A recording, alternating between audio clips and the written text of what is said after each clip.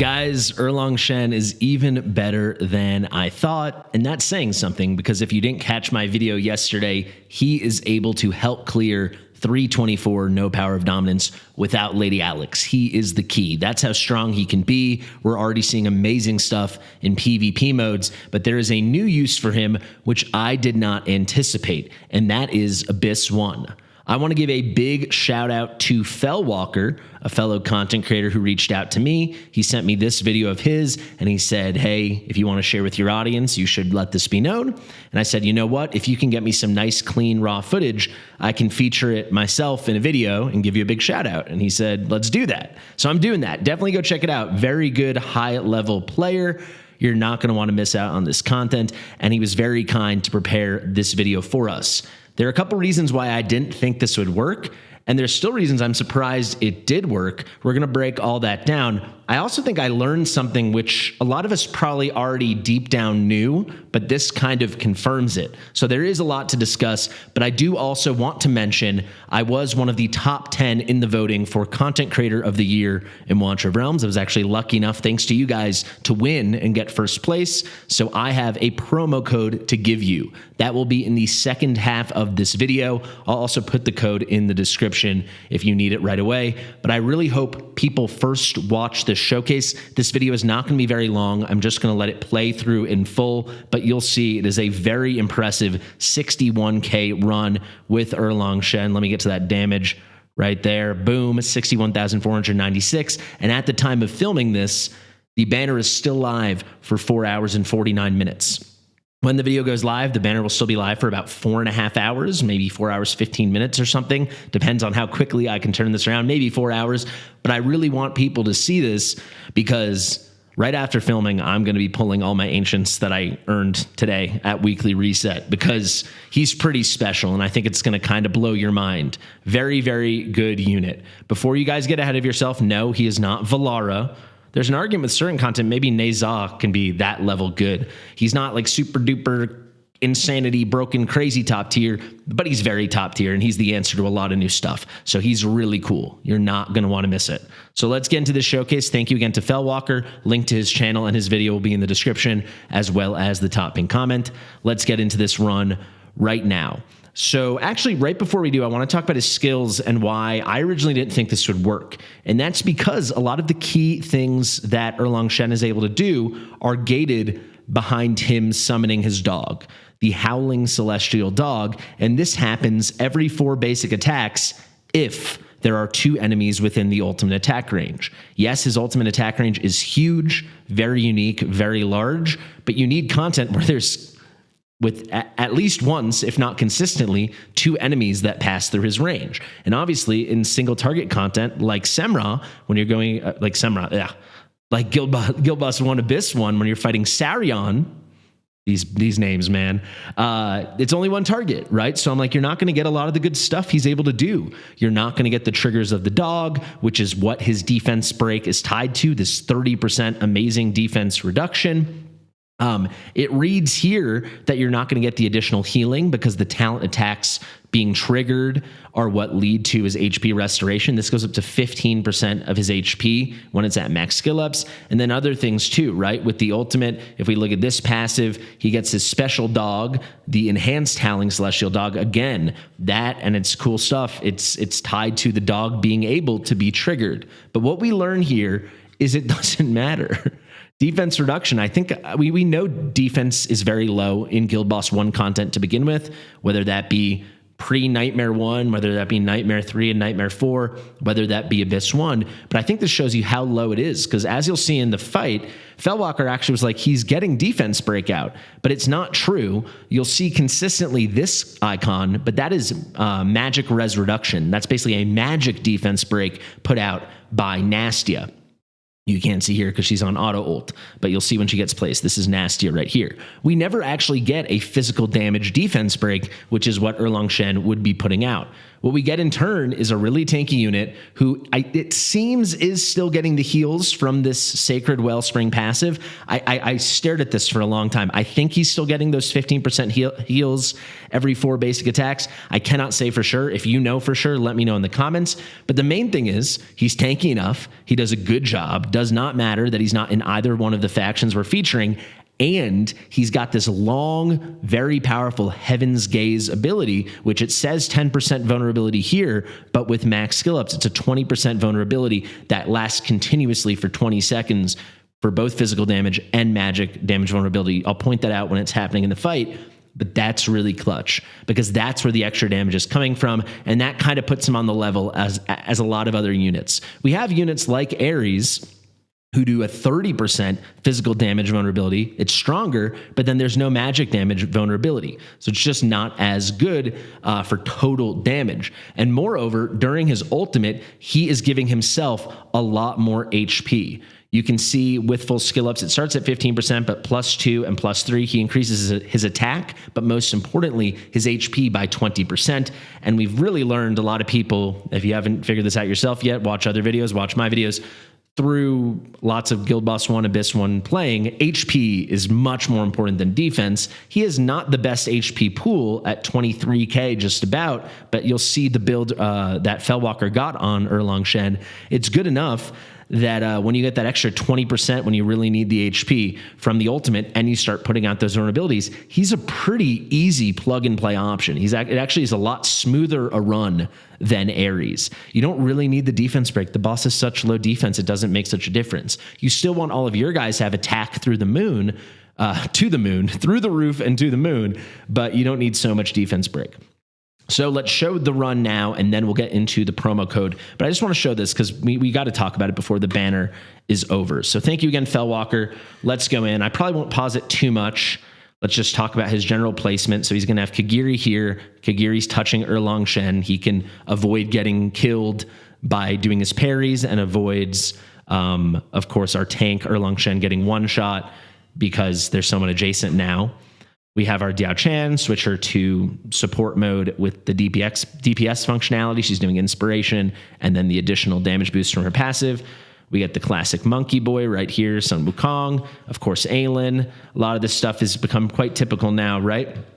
Very good use of Numera. She's pointing in for some magic damage. We have a very nice Draylin. Now we're getting Ingrid. And I would say this is the meta right now. There are other ways to beat it, but Watcher team and Esoteria team. So Erlang Shen's doing something similar to Ares, where he's being a tank. I mean, Ares obviously technically is a fighter, but basically Erlang Shen's coded like a fighter, but they're off faction. They're not fitting into the meta factions. Ares can work in a Nightmare comp, but Nightmare works, but it's not meta.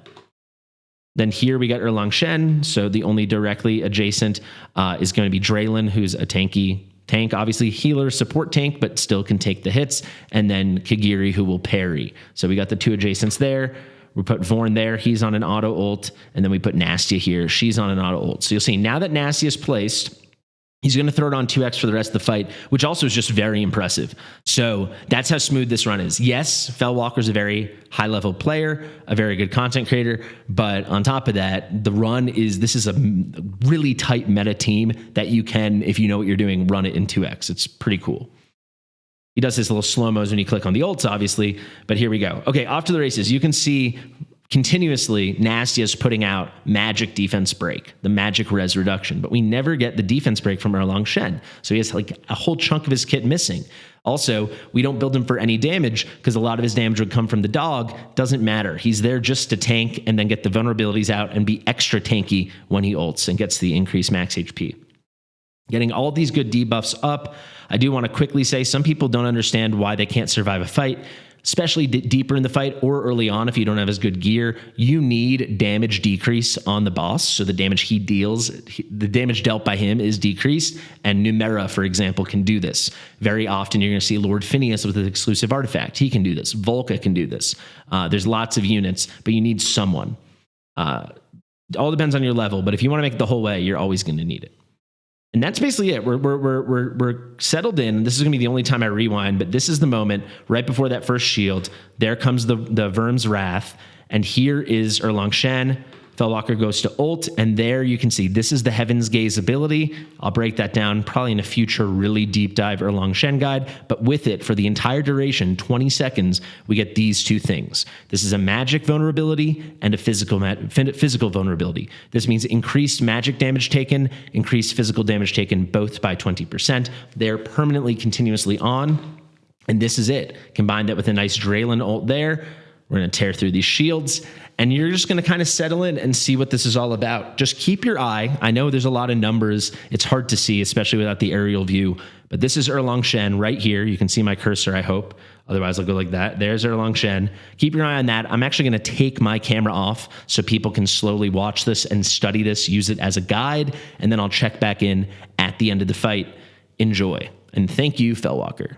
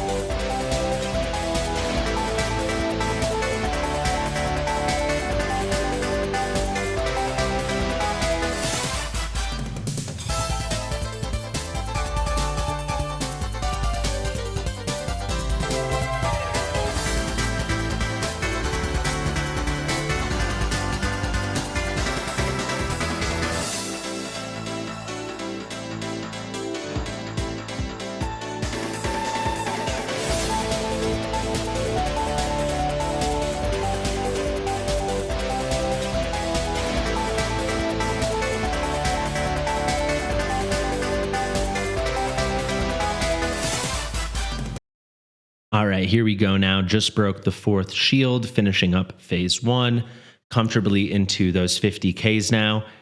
And you can see there's just no moment where Erlang Shen's struggling. So often for so many players, that phase 4, your Ares is going to die.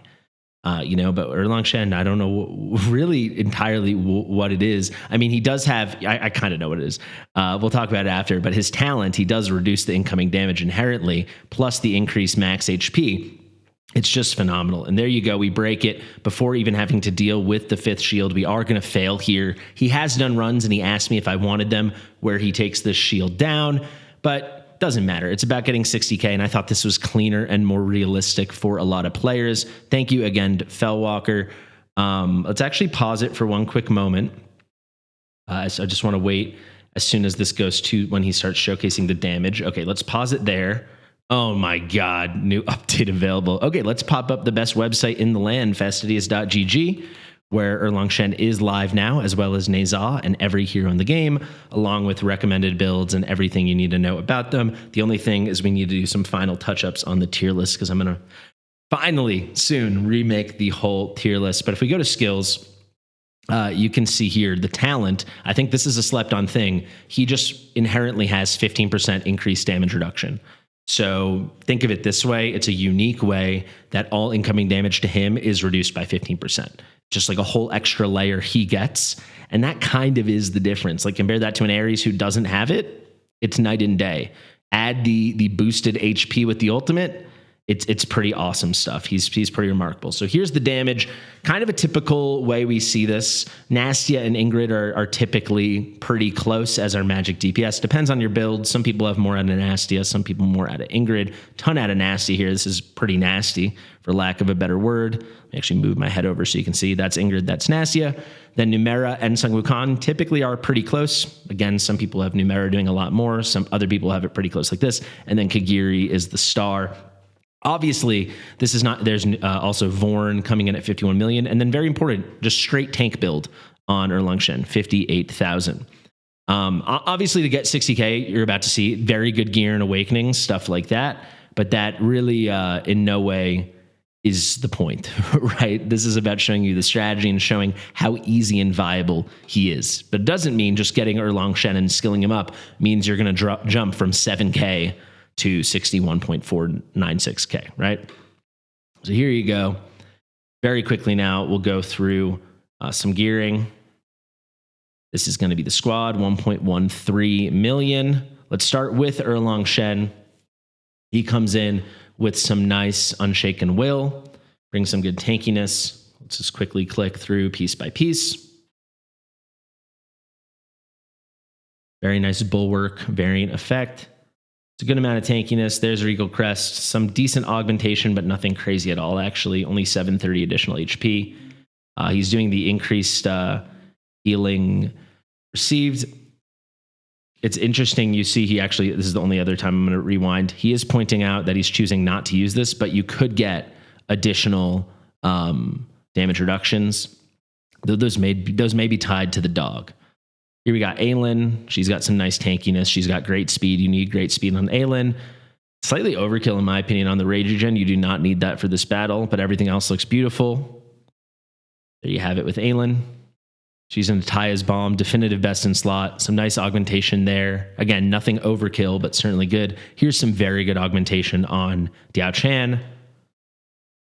On a 3 promo exclusive. Wings of Grace is going to be the way for top tier stuff. Can click through.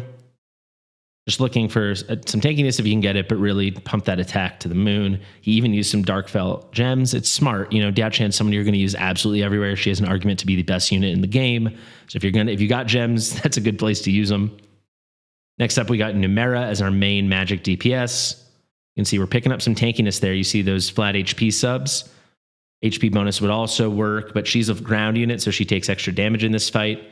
And you can see he got enough DPS without going for quads and stuff and going for extra HP. Good augmentation there for sure.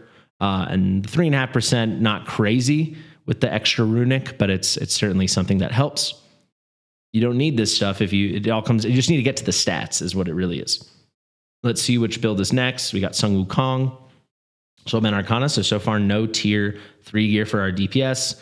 Rage Regen, flat defense, and flat attack are the 4th stats on all of those, 4th subs. Perfect piece there with Uridin, and very nice flat attack quad on the breastplate. I don't think he showed the artifact, but obviously it's a maxed out Sun Wukong exclusive. We got some flat HP bonus. I'm just saying like whatever the 4th substat is. And here, Rage Regen, pretty solid from Vorn. Vorn really does make the poison comp sing. Extra Rage Regen there instead of something like crit damage. And then here we've got HP bonus as the 4th. You know, we're always getting the trio, or nearly always, attack bonus, crit damage. Take that HP bonus. He's got a Spirit Siphon, pretty good augmentation as well. That 1170, not that hard to get, but good amount of extra HP that will help. Make sure your guys live. Now we got Nastia. I'm very curious about this build. I only looked at it once. Good Rage Regen. Defense bonus, kind of an unnecessary stat there. More Rage Regen, good. A little Darkfell gem as well. More HP bonus and nice flat attack. Very good Calypso breastplate right there. Looked like that Calypso breastplate actually was missing crit damage, which is interesting. We got Ingrid in Soulbound Arcana. Not the most common look. Picked up some flat HP, then some flat attack, flat attack. Crit damage main stat, he's pointing out that is interesting. You can get away with it. You don't need as much attack for this fight. As you can see, the defense is just in the gutter. He's highlighting the magic attacks. Not the greatest Calypso breastplate, but clearly good enough. Very good Razak weapon. We got a very juiced up tier Twilight. This is the kind of artifact that's going to pop between many units on your account. So there's nothing wrong in heavily investing in at least one. I think we showed nearly everyone except for Draylin and Kagiri. Draylin's in a Cadaver Dagger. You want as much HP on her as possible, so that's a great shout. Decent but normal augmentation. Invig, HP to the moon with a little attack speed on the amulet. Clever there to get that extra healing you might need. There you have it. Let's go back. Aelin is A1, so he is getting a damage boost from Aelin when she ults. That helps push things over the edge. That's why he's doing this so comfortably DPS-wise with excellent gear, but not totally god-tier gear. You can do this exact same comp with A1 Aelin, A0 Aelin, not A1 Aelin. You're just going to need a little bit more DPS elsewhere. Not as much more as you'd think. Already, it's a very meta comp, but I'll have an A0 Draylin. I don't know if I was just saying Aelin. Obviously, I mean Draylin. I'll have an A0 Draylin video coming very soon. It's something I've been working on with Behemoth. And there you have it, guys. I guess he did show the Kagiri gear, and I didn't catch it. Am I crazy? I don't think I am. I think he forgot to show Kagiri. Just assume it's amazing. I'm sure it's Cataclysm or very, very good Soulbound Arcana. It's definitely a maxed out Kagiri exclusive, and I'd assume modest to pretty solid augmentation. But there you have it. Thank you guys for watching that. This really blows that the update's happening right now because I like to plug the code in with you, but do not worry. This video is going to be coming out like 20 minutes from the moment I'm saying it. So when it comes out, you'll have over 28 hours to get the code in. The code will run until reset tomorrow. So the day after this video comes out, the next reset. So you'll have all of August 26th, wherever you live, to do it. And it'll be then the game reset after the game reset after this video. So what is the new code? It is going to be harzstidious. HARZSTIDIOUS. King Harzstidious. It's just hearts. Harzstidious. Because I love King Hearts. I've got him show up tattooed on the leg. That video has been half done for about 3 months. I'm going to get it out for you guys very soon. And yeah, I'll give you a little teaser. He's going to make another appearance on my account in a new, unique way that I've planned with the developers. So thank you guys so much for watching. The code is going to be harzstidious. You can find that in the description. As always, I always share the code there. Thank you to Felwalker. You can also find his channel and the original video in the description in the top pinned comment. I have been Fastidious. You can call me harzstidious. Erlang Shen is a goat. I'm going to go pull for him right now, and I'll see you real soon. Bye. Share with your mother. I almost forgot to say that.